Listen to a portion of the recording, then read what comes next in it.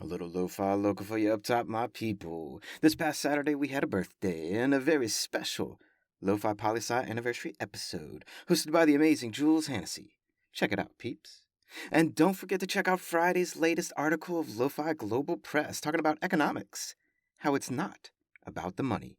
Give it a read and see what we mean. And then head on over to lofipolisci.com again to check out our weekly blog that came out on Thursday talking about shoes and walking forward and back. Now,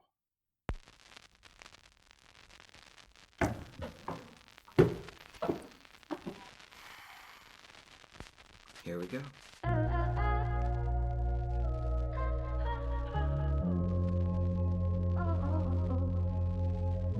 Lo-Fi Poli Sci back at it. It's Monday morning and damn, it's cold out there. Stay in bed, peeps. Take the day off. Drink some hot cocoa. Yes, indeed.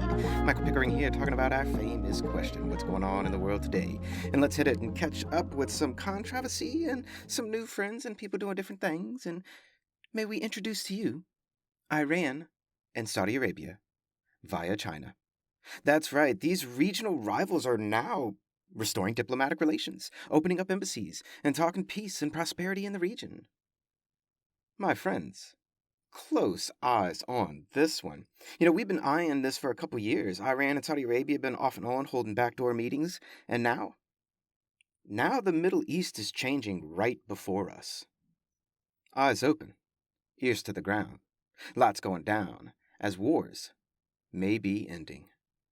Next up, a piece of news that I'm sure has not escaped any of your ears out there. The International Criminal Court has issued an arrest warrant for one president of Russia, the Vladimir Putin. But Russia's not part of the I.C.C., the International Criminal Court, so it doesn't mean anything. You know who else isn't part of the I.C.C.? The United States. That's why we aren't saying that much either right about now. The I.C.C. deals with criminal charges against people who have committed horrible crimes against humanities. And not Russia, not the U.S., and not lots of other countries play ball in that court. None of them want their citizens or leaders having to be held accountable to an international body. So while this looks like a cool headline, it really doesn't mean much. Meaning the situation on the ground and around the world isn't necessarily affected by this. I mean, the countries that were against Russia before are still against it. And those that were with Russia before, they're still with them. I mean, the president of China, Xi Jinping, is going to visit Putin in Russia this week. And countries like India are still doing business with Russia, and likely will continue to do so regardless of this arrest warrant. Which that brings us to our next story. India, arguably the world's largest democracy by population, though the word democracy may be changing in definition over there, but we'll get to that sooner or later. But still, I just read that the U.S. Senate just confirmed the ambassador to India.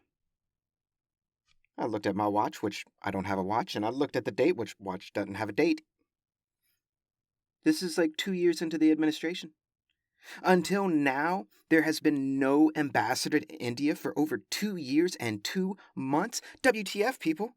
India is the world's largest democracy on the planet, soon to be the largest country in the world by population. It exists in a neighborhood of lots of authoritarian countries, and the U.S. gripes about India doing business with Russia, but yet the U.S. doesn't appoint an ambassador to the country for over 2 years? Craziness, people. Craziness. What can we say, though? The world is intense, like this next update out in Pakistan. Really intense. So we've talked a lot about over the past year that Pakistan's former prime minister was ousted from the prime ministership, a vote of no confidence, and charges were pending on him for corruption. Then there was an assassination attempt on his life. Then protest. And there's been so much going on in Pakistan. Well, Saturday, the former prime minister was set to appear in court to face charges. But protest turned into riots. And that court case did not happen. Lots of people were hurt. And the court case never went on. It never opened up. Then Sunday, today for me, yesterday for you, The police filed terrorism charges against the former prime minister and lots of other people for the riots that happened on Saturday. So I'm recording this on Sunday, and this is where we're at right now. But come Monday, when you're listening to this, a lot more could have developed in the next 24 hours. Eyes on Pakistan, people. Eyes on Pakistan. And now a last piece of news to send you on your way to the week. A not-so-heavy headline, or rather, a trivia question, a ride-in from the amazing Kayla out there. How you doing? Thanks for the ride-in. And as of just recently, the America Kennel Club, which is a thing, if you didn't know, now you know, they just released some stats this month, last week. And a little trivia for you, see if you can guess it. What is the most registered breed of dog in the U.S. for the year 2022? So last year, what was the most registered breed of dog in the United States? Your choices: A, Labrador Retriever, B, German Shepherd, C, French Bulldog, D, Golden Retrievers.